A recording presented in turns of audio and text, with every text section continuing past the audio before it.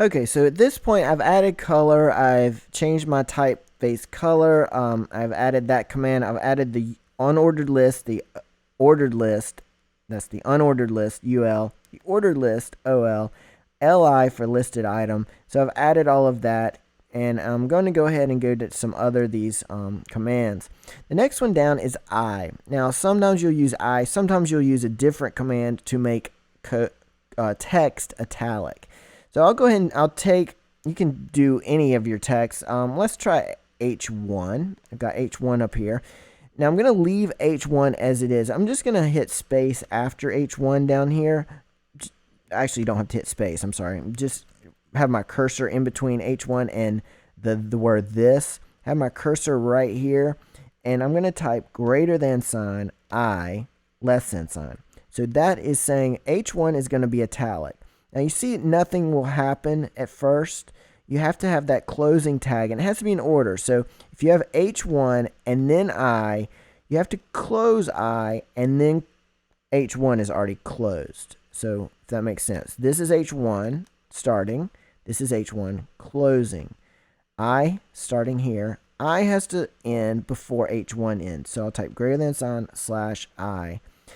Fills that in for me. And you should see, now you see it's italic.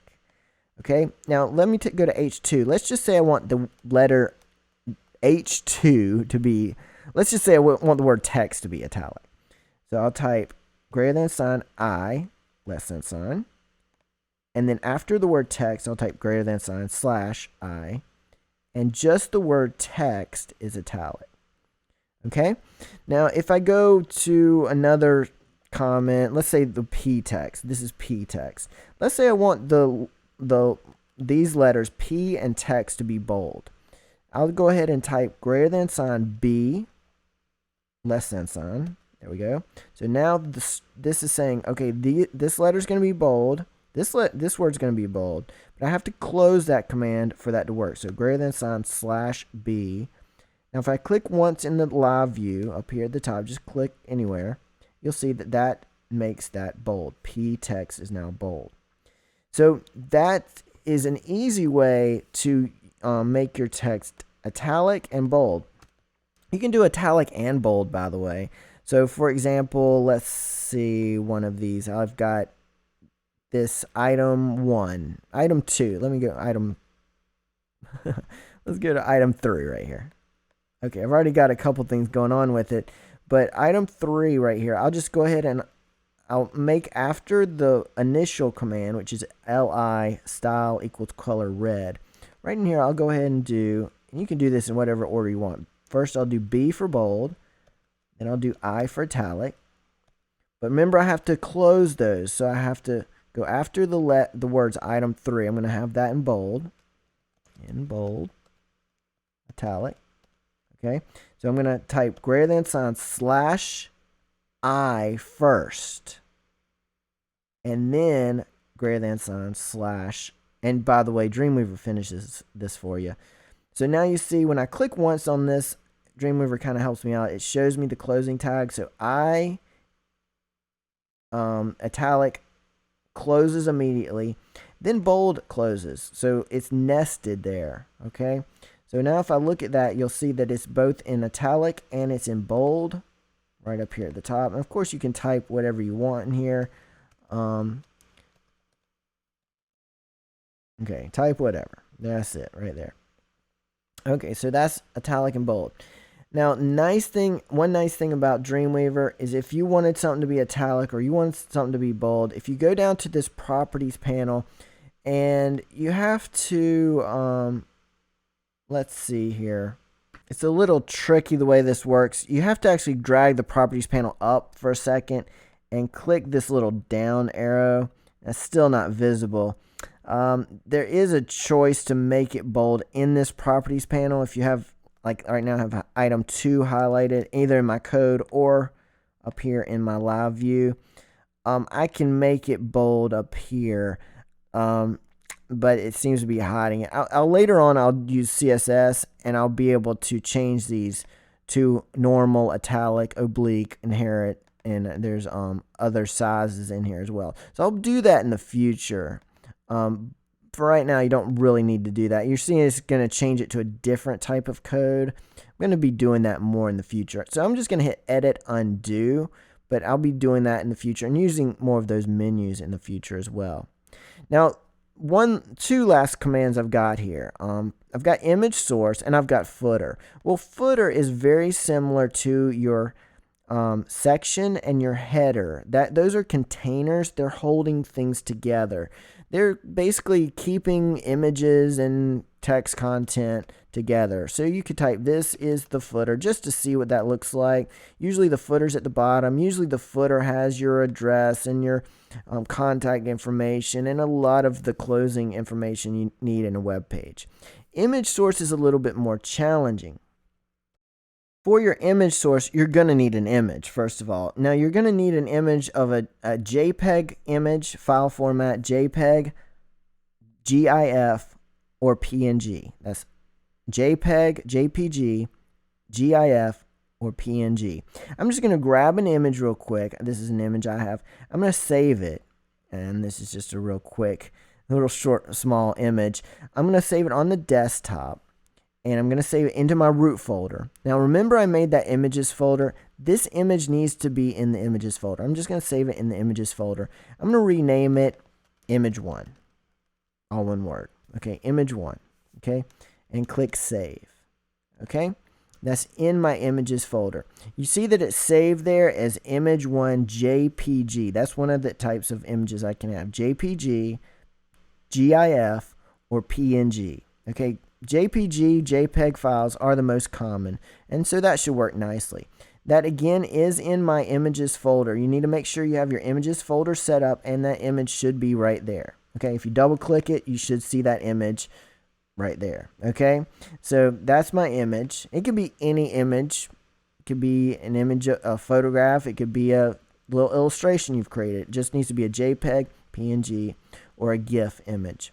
Now in my code, I'm going to type this code out, and you may want to watch me do this. I'll show you a shorter way to do this in a moment.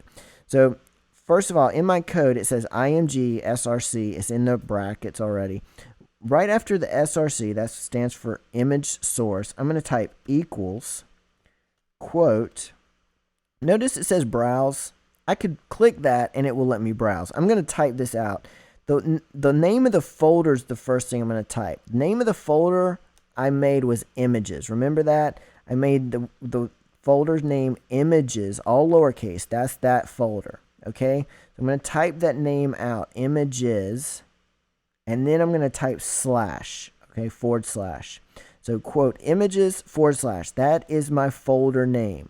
So that's saying, okay, go ahead and look in my home root directory. Look for an images folder. And in that images folder, look for this file. It's called image1. Remember, that's a JPEG, so I have to type .jpg. Now, when I type the end quote, that should be the close of it. That should do it. You should be able to hover over that, and it should show it, give you a little preview of it. It even tells me what size that image is. It's 555 by 300. Okay, and you see that in the live view, it's already visible. So I can go ahead and view that in live view. Now, Dreamweaver is nice because it will let you click on that image and resize it, but not in live view. You have to switch. This is one of the things you have to switch to design view, and you can click on it and you can resize it. If you do resize it, be real careful. You probably don't want to squish your image. If you do something like that, simply hit edit undo or Command Z, Control Z on a PC. If you want to resize this proportionally, hold the shift key down on your keyboard, Mac or PC, hold shift key down and click and drag, and that shifts and drags it proportionally. Now you'll notice my code changes when I do that. After I do that, you'll see that now it doesn't only say image source equals quote images / image1 JPEG quote. It also has a width and a height associated with it. So you could actually type out, let's say I want to make this 16.7 and 30.9. That's pixels, actually. It actually makes that a really small image. Okay. Now that kept it proportional because I didn't really change the numbers. I just added a decimal. So if I remove the decimal, it goes back to the proportional size. Now let me redo all of that the easiest way you can do it in Dreamweaver. You'll notice that this is orange. What orange is meaning in this version of Dreamweaver is it's giving you a warning. In fact, if you hover over any of these red or orange numbers, you should see no red numbers, by the way. But if you ever do, just hover over it. It says alt of the image must be a set value. There's something missing from this command. You'll see it come to life when I do it this way. So I'm going to delete that text out of there. With my cursor still flashing or still on that area, I'm going to choose Insert Image. Insert Image is Dreamweaver's shortcut way to add an image. So I'll go Insert Image, navigate to your root folder, go into your Images folder, click on your image.